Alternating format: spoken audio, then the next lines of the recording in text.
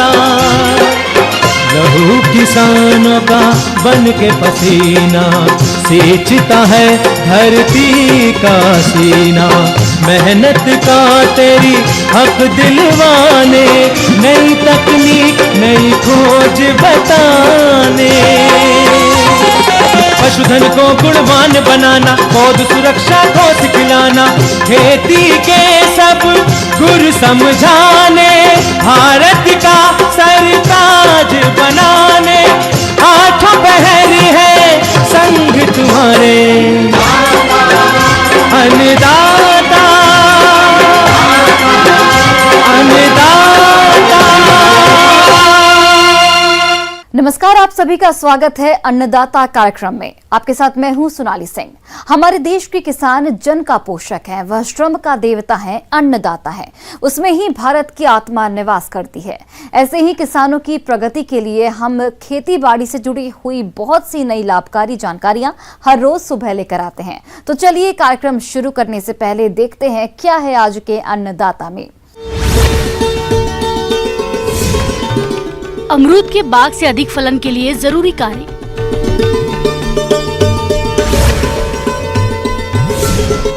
बीज रहित बैगन की उन्नत खेती करके कमाई अब मोटी कमाई।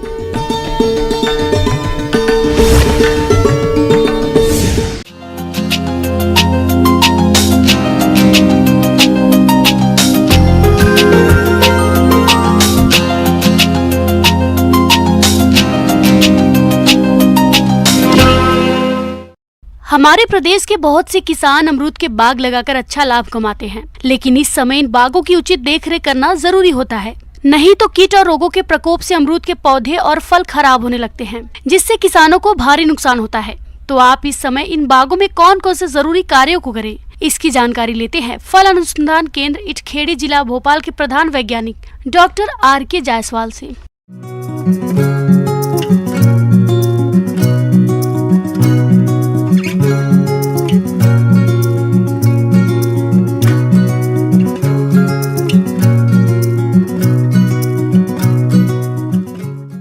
इस समय जो हमारे अमरूद के बगीचे फलन पे हैं, उसमें मुख्य रूप से बहुत ज़्यादा जो सावधानी रखनी है या ध्यान देनी बातें हैं, उसमें मुख्य रूप से है।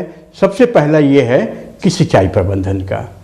किसान भाइयों, आप सभी जानते हैं कि अमरूद की फल लगे हुए हैं और यदि हम आवश्यकता अनुसार उसमें जो सिंचाई जल हम देते हैं तो समझ लीजिए कि उसकी फल की आकार काफ़ी अच्छे बड़े हो जाते हैं। और लगभग इस समय प्रति वृक्ष जो है हमको 7 दिन से 8 दिन या 10 दिन के अंतर से, क्योंकि ठंड का मौसम है, तो हमको लगभग जो है 15 से 20 लीटर पानी उसको प्रति वृक्ष अभी इस समय देना उपयुक्त रहेगा।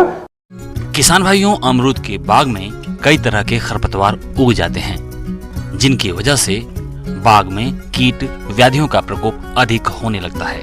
इसलिए बाग में समय समय पर निराई गुड़ाई करते रहना चाहिए, जिससे फलों का उचित विकास होता है और अमरूद का अधिक उत्पादन मिलता है। किसान भाइयों, इस समय कुछ कीड़े जो हैं हमारे अमरूद के बगीचे में काफ़ी परेशानी पैदा कर रहे हैं।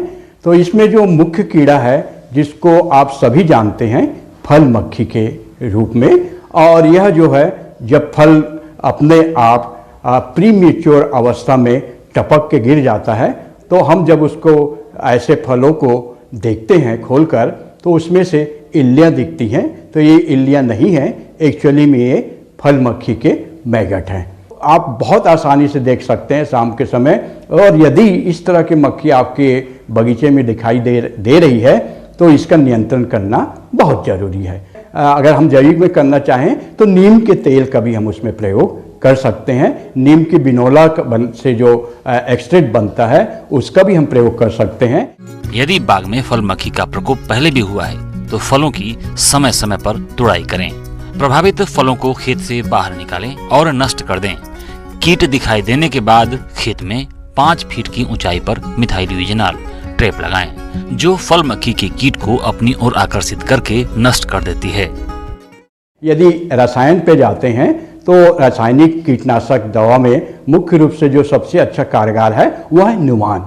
इसकी जो है हम 2 मिलीलीटर प्रति मिलीलीटर पानी के मान से जहाँ जहाँ पर नीचे की शाखाओं में झुंड में बैठे हैं मक्खियाँ, उस समय हम छिड़काव करेंगे तो वो मक्खियों पे सीधा वार होगा और अपने जो लगे हुए जो फल हैं उसको सुरक्षित रखें।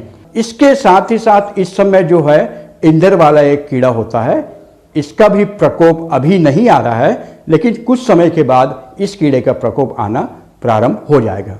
आप जब अमरूद के बगीचे में घूमते हैं तो आप देखते हैं कि उनका एक्सक्रेटा या उनका मल जो है तने पे लटकता हुआ जाले के रूप में दिखाई देता है। और ये जो उसमें अगर हम ध्यान से देखेंगे तो एक छोटा सा छिद्र दिखाई देता है। तो ये जो जिसको हम बार्क ईटिंग कैटरपिलर या छिलके खाने वाली इल्ली भी कहते हैं, अगर हम थोड़ी सी सावधानी रखें तो हम इस कीट का नियंत्रण जो है बहुत आसानी से कर सकते हैं। तो किसान भाइयों, आप ऐसे जो वृक्ष आपके पास में है जिसमें उनके मल का लटकता हुआ जाला नुमा हमको दिखाई दे रहा है, तो पहले उसको अच्छे से सफाई कर लें। और सफाई करने के बाद जो रुई होता है या कॉटन के जो पोहे होते हैं, उसमें कोई भी आप जो है जला हुआ डीजल का जो तेल रहता है अपने ट्रैक्टर से निकलता है, उसमें डुबा के, या कोई भी हम कीटनाशक दवा भी ले सकते हैं, उसमें डुबा लें और उस छेद को जो है कोई भी तार के माध्यम से अंदर जो रुई के पोहे हैं उसको अंदर इंसर्ट कर दें।